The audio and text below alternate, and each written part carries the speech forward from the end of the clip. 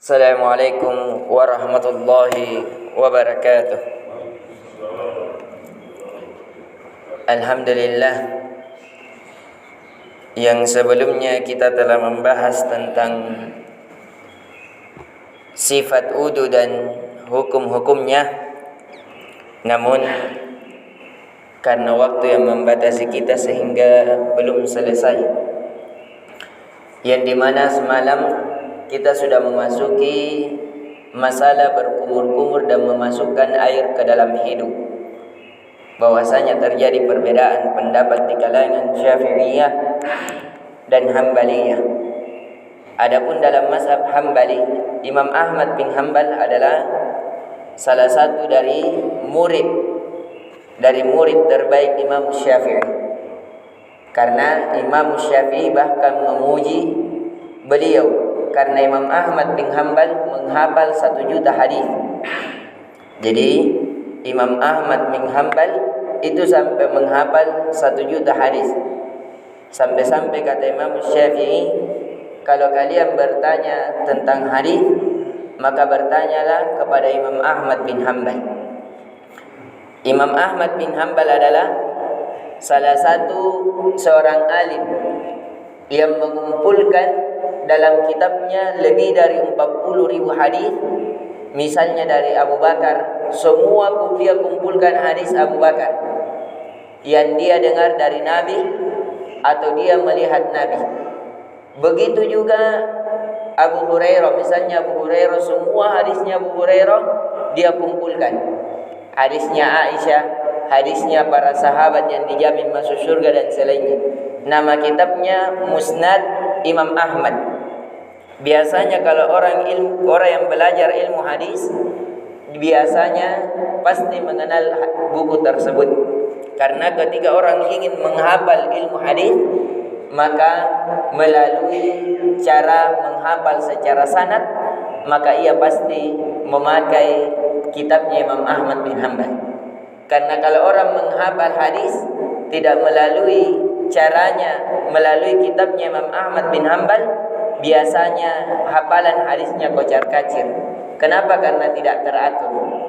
Kalau Imam Ahmad bin Hanbal sudah mengatur hadisnya Abu Hurairah, semuanya satu bab masalah hadisnya Abu Hurairah, hadisnya Abu Bakar, hadisnya Umar, hadisnya Ali, begitu seterusnya, sampai para sahabat yang paling terakhir meninggal dunia.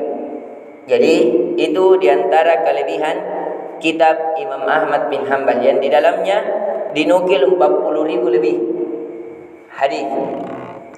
Kemudian kita akan membahas secara rinci kembali tentang sifat wudu, bahwasanya kumur-kumur dan memasukkan air ke dalam hidung, Imam Ahmad bin Hanbal menganggap itu kewajiban. Namun dalam mazhab Syafi'iyah menganggap itu hal yang sunnah. Jadi menganggap hal itu sunnah 1 kali, 2 kali atau 3 kali, dan tidak boleh lebih dari 3 kali. Segala jenis wudu termasuk seseorang dikatakan bermubazir atau berlebih-lebihan dalam menggunakan air ketika melebihi 3 kali. Kecuali pada saat cuci kaki.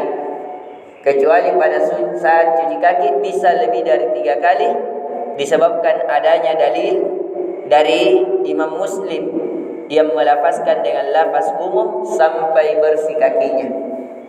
Jadi ini ringkasan-ringkasan dari beberapa kitab yang kita kajikan.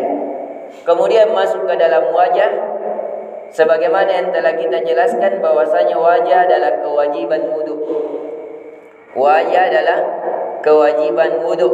Dalilnya dalam surah Al-Maidah ayat 6. Ya ayyuhalladzina amanu idza kuntum ilas salati faghsilu wujuhakum. Wahai orang-orang yang beriman, jika kalian ingin menegakkan salat, maka hendaknya kalian mencuci wajah kalian. Ini perintah. Allah memerintahkan kalau mau salat, unairo kisambayang kibisairu panta. Artinya pun Allah Ta'ala perintai, berarti perintah Allah hukum asalnya adalah wajib. Hukum asal perintah dari Allah adalah wajib. Sampai ada dalil mengatakan ini bukan kewajiban atau sunnah. Tapi karena tidak ada dalil tena niat perintah di surah maraeng napalesa Allah Ta'ala kewajibannya jadi tattaki wajib. Segala perintah dalam Al-Quran maupun dalam hadis asal perintahnya hukumnya wajib sampai ada dalil yang memalingkannya kepada sunnah. Sampai ada dalil yang memalingkannya kepada sunnah. Jadi mencuci wajah itu adalah kewajiban. Kemudian tangan sampai siku sama. Hukumnya dari tangan sampai siku sama. Namun harus yang diperhatikan di antara bukan sunnah Nabi sallallahu alaihi wasallam ketika mencuci dari tangan sampai siku.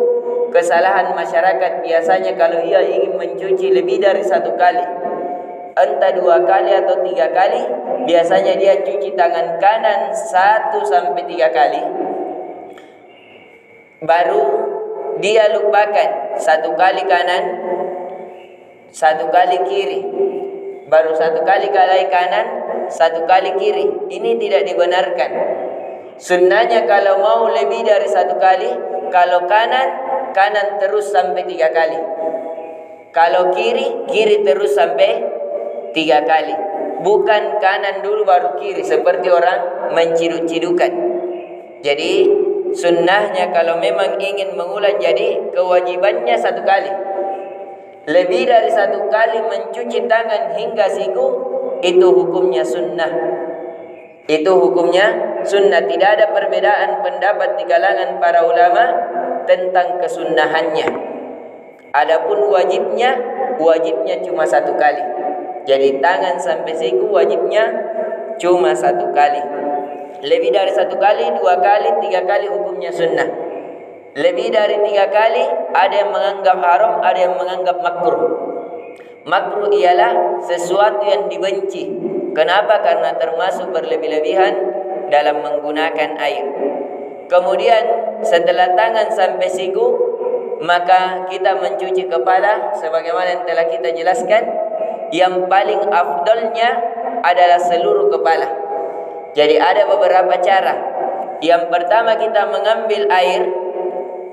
Setelah itu kita mencuci. Jadi airnya itu tidak dikumpulkan air pada tangan, tidak.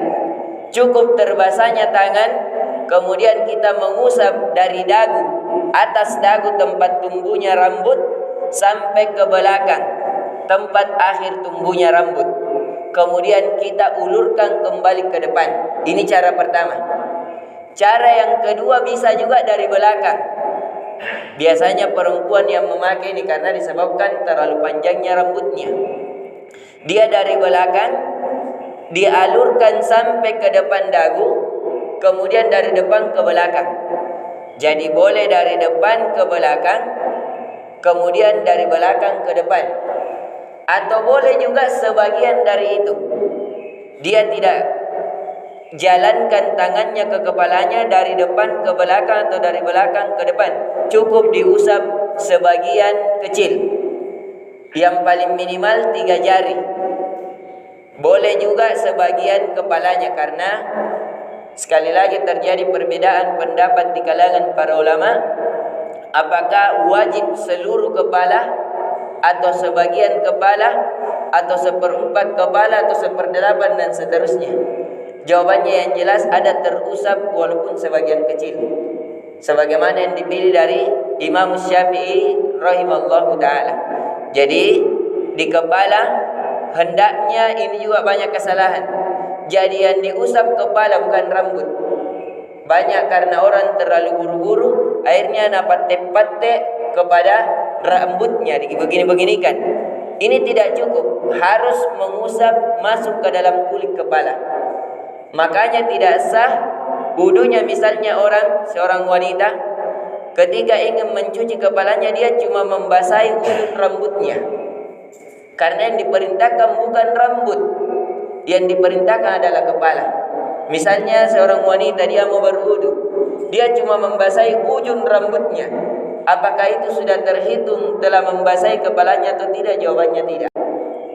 Dia hanya membasahi rambutnya, sedangkan diperintahkan di dalam Al-Quran surah Al-Ma'idah ayat 6, adalah biruusikum, yaitu kepala kalian. Jadi walaupun kata biruusi, bi ini sekali lagi terjadi perbedaan pendapat apakah seluruhnya, sebagiannya, atau lebih sedikit dari itu. Kemudian ini adapun kepala, walaupun kita mencucinya 2 kali atau 3 kali, tetap kepala hanya sekali. Tidak ada dalil yang menunjukkan bahwa mencuci kepala 3 kali. Walaupun kita mencuci yang lain 3 kali atau 2 kali.